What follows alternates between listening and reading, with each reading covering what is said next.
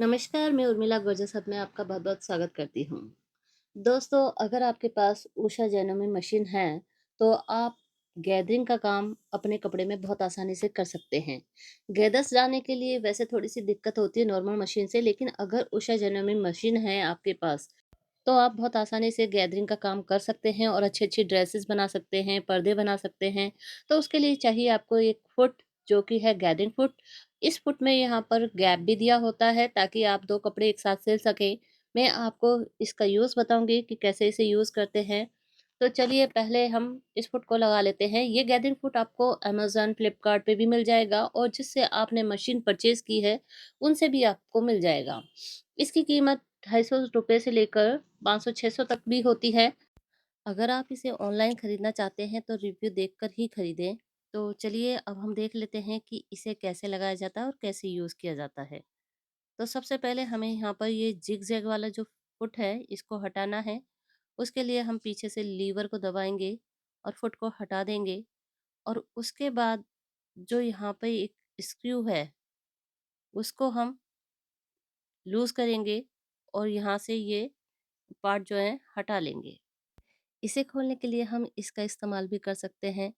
ये मशीन के साथ आया था और ये स्क्रू ड्राइवर है, तो इससे भी खोल सकते हैं, नहीं तो आपके पास अगर है स्क्रू ड्राइवर तो उससे भी खोल सकते हैं। और यहाँ पर हम अपने गैदरिंग फुट को लगा देंगे। तो बस इस तरह से इसको लगाना है, ऊपर की तरफ कर देना है और जो ये पेज है इसको कस देंगे अच्छे से।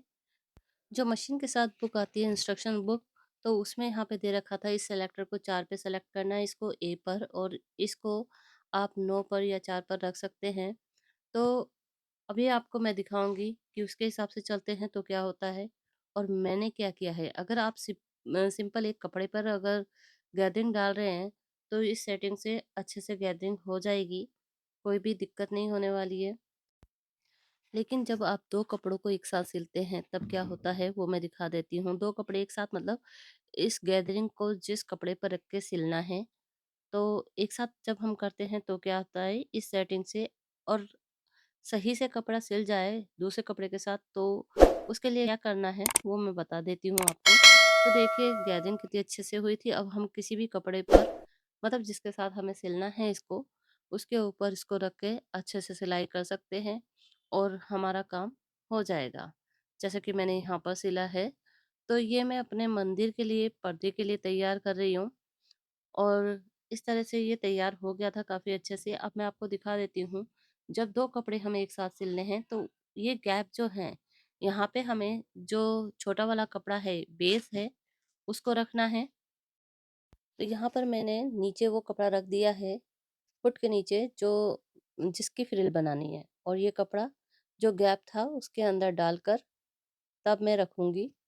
ये बेस वाला कपड़ा है जो कि छोटा होता है। सेटिंग वही है, तो टेंशन को आप 4 से लेकर 9 तक रख सकते हैं, कोई दिक्कत नहीं है। तो अब हम इसको सिलेंगे। तो जो ऊपर वाला कपड़ा है उसको थोड़ा-सा किनारे में करके सिलेंगे क्योंकि ये नीचे को भाग जाता है। तो बस आप देखते रहिए क्या होता है। तो इस तरह से 2 कपड़े एक साथ सिलने पर क्या होता है, नीचे वाले की तो गैदरिंग होती रहती है, ऊपर वाला सीधा रहता है।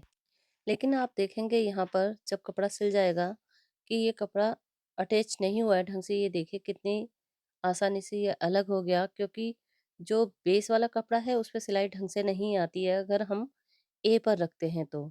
अभी मैं ये कपड़े को आपको सिल के दिखा देती हूँ कि दोनों को जब हम साथ में सिलते हैं, ए पर जब हम सेलेक्टर को करते हैं, डायलर को ए पैटर्न पर, तो कैसे काम करता है और बी पे करते हैं तो कैसा काम करता है। तो ये पहले मैं इसको ए पर थोड़ा-सा चलाऊँगी।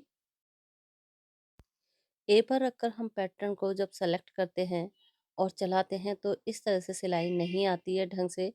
तो ये देखिए ये आपस में नहीं जुड़े हैं, इसलिए मैं यहाँ पे सेलेक्टर को बी पर करूँगी और फिर इस कपड़े पर जो ऊपर वाला कपड़ा है उस पर सिलाई आ जाएगी। तो मैं आपको एंड में दिखा दूँगी कि ए पर रखने से कैसा होता है और बी पर रखने से कैसा होता है। तो यहाँ पर अब मैं बी पर चला रही हूँ। बी पर बड़े आराम से सिलाई आ रही थी, अब मैं ए पे करती हूँ, तो आप देखेंगे सिलाई नहीं आएगी। क्योंकि सुई जो है थोड़ी-सी राइट हैंड को हो जाती है, जो कि प्रॉपर कपड़े पे नहीं आती है ऊपर वाले पर। इसलिए बी पर रखने पर गैदरिंग अच्छी डलती है, मतलब दोनों एक साथ कपड़े को हम सिल सकते हैं। तो यहाँ पे देखिए काफ़ी दूरी पर सिलाई आई है और अच्छे से गैदरिंग पड़ गई है बी पर चलने पर। और जहाँ पर ए था वहाँ पर सिलाई कपड़े के बहुत-बहुत पास-पास थी, तो इसलिए ये आपस में सही से नहीं जुड़ते हैं।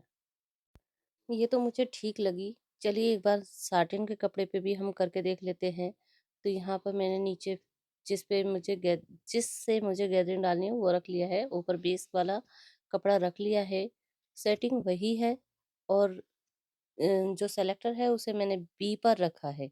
आपको ये ध्यान रखना है सेलेक्टर को बी पर रखना है, तब आप 2 कपड़ों को एक साथ अच्छे से सिल पाएँगे। और ऊपर वाले कपड़े को आपको किनारे पर करना है, वो अपने आप ही थोड़ा-सा साइड में होता जाएगा, तो ये ध्यान रखना है, मतलब दोनों के किनारे आपको मिलाकर रखने हैं, तो जो बेस वाला कपड़ा है वो अपने आप ही थोड़ा-सा नीचे हो जाएगा। यहाँ पर मैंने थोड़े से कपड़े पर ही गैदरिंग की है, आपको दिखाने के लिए कि बी पर सेलेक्टर को सेलेक्ट करने से क्या होता है। ये देखिए कितनी अच्छे से सिलाई आई है। तो और यहाँ पे हमारा काम आसानी से हो गया है। तो इसी बात पर अगर आपको वीडियो पसंद आई है तो वीडियो को लाइक करना, शेयर करना, चैनल पे नए हो तो चैनल को सब्सक्राइब कर देना। मिलेंगे अगली वीडियो में, तब तक के लिए बाय।